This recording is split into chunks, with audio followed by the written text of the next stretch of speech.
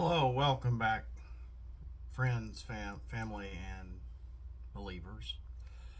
I don't know where I'm going to put this. Probably in my family file, but with everything that's going on in the talks that people are talking about Roe versus Wade being overturned, etc., and the other case as well, I just want to put something past you, and that is my family tree. Let's say when my parents did the hoochie coochie and had a child, and my mom was pregnant, she was still in high school. I'm getting some of this is really ticking me off, and I've let some people on Facebook kind of know this because I take this a little personally. Because if when my parents made Whoopi, it was before that court case was made. Okay, number one. So, what did their parents do? So I'm on DayTube, so I'm not going to say my real name, but we had, I'll just say, the Smiths, and then what's another common name I can use? The Joneses. We'll say there's the Smiths. Let's say my mom's name are the Smiths, and my dad's name are the Joneses. Their parents, the Smiths and the Joneses, really didn't like each other. They really didn't. But what did they do? They knew my mom was going to have a child outside of wedlock. Oh, we can't have that. What did they do? They went across the state line to a pretty famous, infamous little church where lots of teenagers were forced to go and get married. My dad happened to be in college. His dad said, "You're coming. We're pulling you out of college. You're going to have a child now. This is your responsibility." Ooh, the R word. Oh, we can't listen to that. What? Responsibility. Be accountable for your actions. This wasn't anything. My parents really liked each other. They looked really good back then. I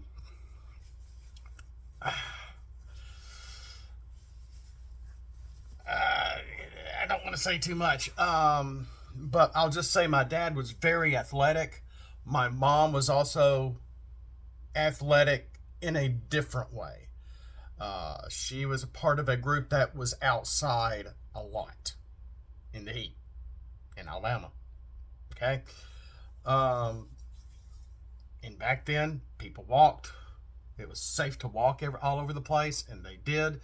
Though they lived too far apart to walk, so they would drive. He would have to go drive and pick her up and take her anywhere because of the other side of town. They met somewhere else, etc., etc. Well, lo and behold, their parents take them across the state line to get married and bring them back, and then they go back to their own homes.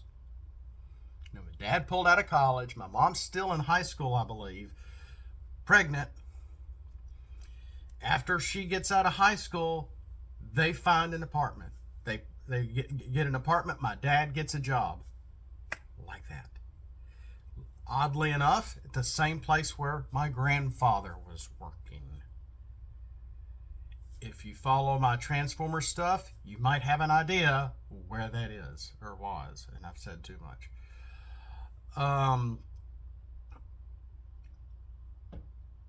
And my dad loves my mom very much. Love is the key here. I'm not going to say what year that was. And then about 4 years later, they tried to have another kid. But now they're married. Okay? That kid Didn't happen. I've got a sibling in heaven somewhere. 2 years later, they try to have another kid. I was born. If that court case had been implemented before then, both my grandparents, who were both Christian-based, would have probably still said, no, you're not terminating anybody. We're not killing anything. You're going to be responsible for your actions. Enough said. With or without that court case. Because these were good people. They were hardened people. My grandfather was one of 8 siblings. About to get to that in a second. And my other grandparents were also part of very big families that have been through hard times. Hello, the Depression. Hello, the Dust Bowl.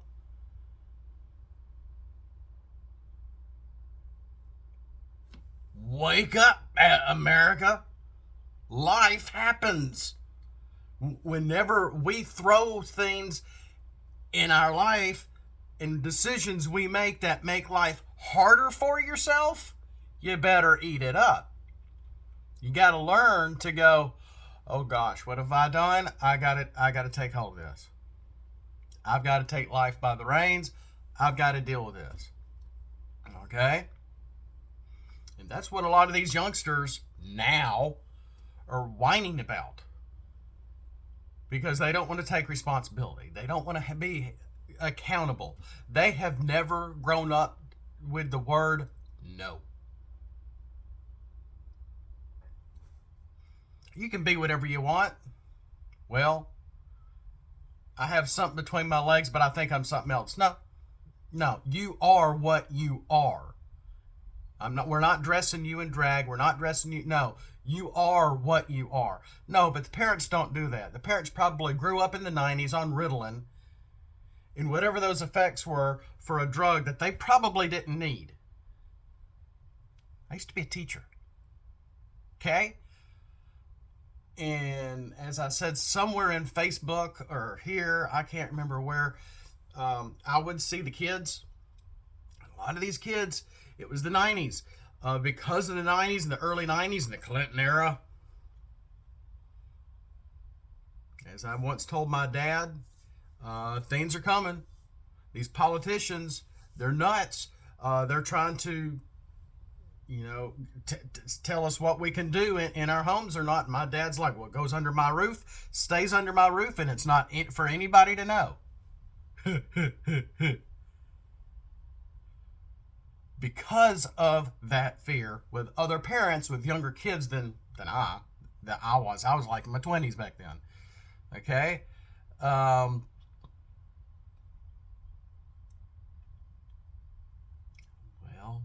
Certain parents were too afraid to discipline their kids. The easy way out, let them sit and play their SNES or their Genesis. Hopefully there's no blood. I won't give them the SNES version. There's no blood on Mortal Kombat over there. Whatever. It's just a game. It's not real. It's just a game. You control it. You're going to live. You're going to die. You're going to have your 3 times or it's going to say versus. It's going to fight. If it's over, you can hit start again. Whoop-de-doo. It's a game. Or, little Johnny, got to put him in his safe space. Put him in the corner. Oh, can I say no? Oh, he's crying again. Oh, he's whining again. He's wanting that blasted thing again. Oh gosh, we're at the candy aisle. We're at the register. Oh, he wants a candy bar. I'll just give him the candy bar so he doesn't cry again and have a fuss and embarrass us here at the store. Just give him the candy bar. Just give it to him. Don't say no. Don't say anything negative. Oh, we can't. We can't. He's gotten worse. Oh my goodness. Every time he wants something, we give it to him. So what would people do? Unfortunately, doctors would agree to this. Ritalin was the candy of the day.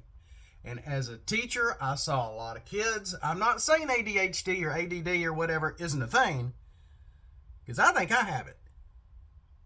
That's why I kind of make fun of it, because I think I have it. If you watch my Transformer stuff, you will understand I never can finish anything. I'm constantly going on, and even right now, I can't concentrate on my own talking points.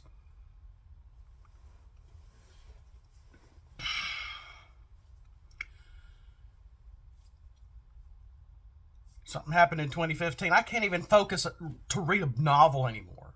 I've lost interest. I can't focus on reading a book. I don't want to read a book. If I read a book, it just puts me, I can't read. Okay? I understand ADD, it can be a thing. But with these kids that were taking this stuff, and they were preteens and some teenagers, when I was teaching, and they would walk, it was just an easy out for them. The teachers were easy on them back then too. And I noticed this. I'm thinking, what is going on? And the teacher, I was in this kind of an assistant, and he'd be looking down and go, Billy, go. And it just mainly meant it was his time to go to the office to get his Ritalin. And let me tell you, I saw those kids. They would get out. It was their easy pass. It was just fun to get out of class. Like, oh yay! And it didn't help them any at all. It just put them in a stupor. And I'd see I'd be, it's like, waiting for the kid to come back to class, and they're just in the hallway coming back from the office and just in La La Land. They didn't care. They were just glad to be out of class. How old are those kids today? Well, let's see. They were about 12, 15 years old back then. That was in the mid-90s. Double knots. Teens. This is 22. So they're put about, 30 years on it. They're in their 40s. They've had kids. Their kids are now, what, teenagers, 20? What could those effects be of these people that had Ritalin in the 90s on the kids that they've begot now? Maybe that's what we're seeing. Because as parents, we don't know how to say no. We are too afraid of what other people are going to see as we try to discipline our kids in a store or in our own home. Especially if your kids go to a public school.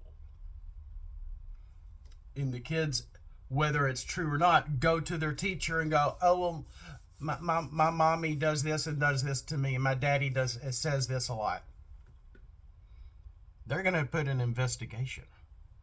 Whether it's true or not, they're going to believe the child. Okay? Something to think about. This crap happens. This is what has put the fear in parents because of tattletelling kind of crap. Anyway, I got on a complete tangent. But here's another point. Again, if my parents had not been taught responsibility, they're still married to this day. They still love each other greatly. Mostly. We've been through our rough times. Life has not been a box of chocolates. Life has not been unicorns and fuzzy hugs and everything. It hasn't been like that.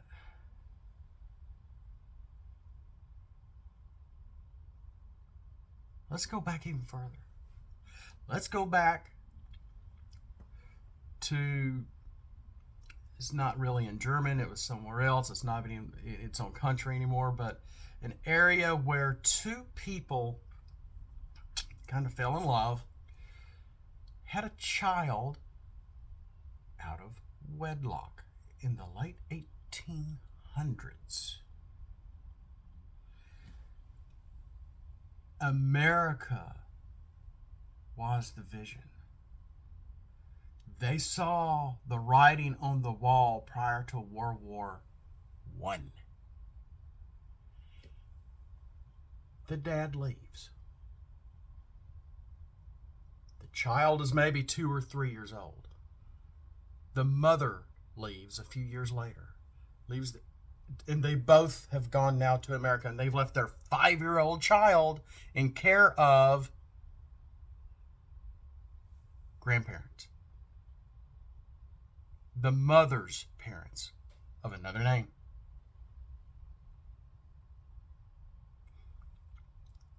If this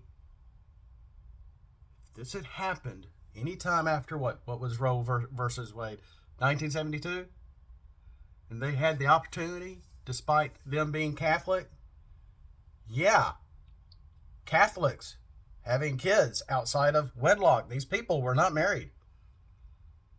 They would have gone, oh, we can kill our child. Oh, wow, this is wonderful. This will take us out. We don't have to deal with this.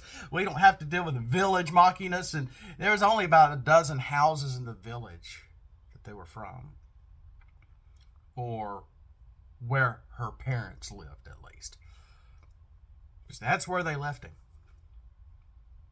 Long story short, about 7 to 8 years later, this man, and he was a man at 13. He was not a boy. Wanted to find his parents. They went to America. And just make up a name. Let's say his last name was Rom. Goes to America, goes through legally through Ellis Island, signs the paperwork after getting off his ship, because he had to get on, go from his village to a train, to another train, to take the ship to come over here to get to Ellis Island.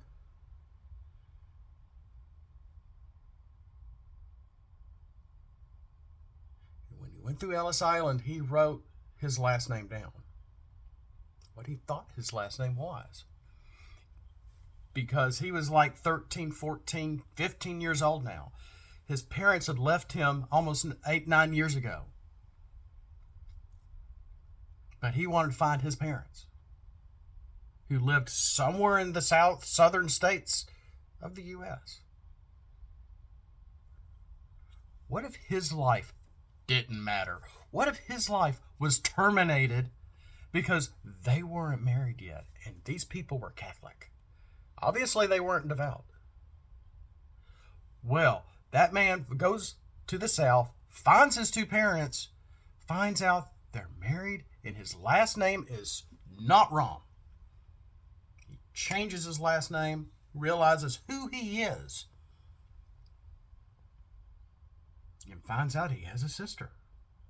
Wow, I've got a sister. This is cool. He falls in love with a woman from Georgia, and from the area. They have kids. Something goes sour. He divorces her. He remarries someone from another state. They have 8 kids. I'm from that line. This is the will of God. This is the lineage of one person. If we had terminated that man's life before he was even born, because we could. Oh gosh, we're Catholic. Oh my gosh, we're not married. Oh my gosh. We gotta terminate this pregnancy. We can't have this now, can we? My entire family would be wiped off the map. Entire family. Not just me, not just my dad, not just his brother and sister, and his 7 uncles and aunts. Well, there would have been 4 uncles, or about 5 uncles and 3 aunts, or something like that. And all their families. This is a big family. Life is supposed to happen. We're supposed to take life by the horns and make it the best we can with what crap is flung at us. And half that time, 50% of that time, we've done it to ourselves. That's what a lot of this is. Be accountable for your actions. Be accountable and responsible for your errors. And to me, how I see this, whether you're Christian or not, when people run from your mistakes, they'll eventually catch up to you. Some people call that karma. I really don't believe in karma. Some people say that there is karma written in the Bible about what goes around comes around, kind of ideology. I don't really believe in that, to most extent.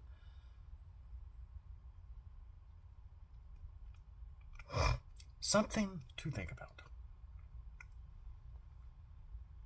Something to think about.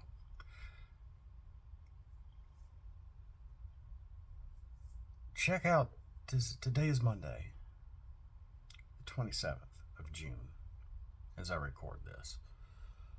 I've got a lot of videos backed up on my phone right now that I've got to get out. But just think for a moment. It's like, okay, things are happening. Things are different. Guarantee you're going to hear commercials about come to our state. If you need to undo your pregnancy or blah, blah, blah, I'm sure that there's new ads, new marketing revenue that is going to be come to fruition from this. We already have a lot of ads for general commercials for states already to, come here and see our beaches, see our roller coasters, see our whatever, our mountains and whatnot. Come here.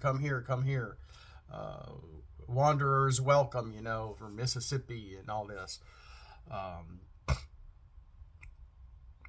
I'm sure they'll add in this issue as well. Everything's marketable. I've gone way too long. But this is heavy. Check out to see what happened over the weekend at Arizona's Capitol. We'll catch you next time. Be accountable. Be responsible. Just because life is too hard doesn't mean we run away from it.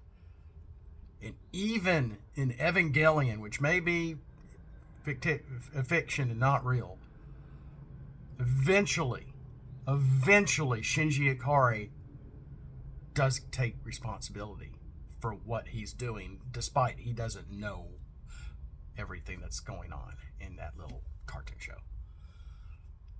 But eventually he does take the reins and start making decisions. But it took him near the very end of that show, even though he didn't know what was going on. In your life, do you know what's going on? Do you know how your decisions affect everyone around you? It's a ripple effect. Throw a rock in a pond. Throw another rock or another pebble somewhere. Those rocks can signify anything. They can signify positive change or negative change. Once you start throwing more pebbles in that pond, you're going to be seeing lots of ripples, and it's going to look like chaos. That right now is our lives and us bumping into each other, because it's inevitable. Our decisions affect everybody. And don't let anyone say it doesn't. Because it does. We affect everyone we live with and those around us. Thanks for watching. We'll see you next time. And again, welcome back. Have a blessed day.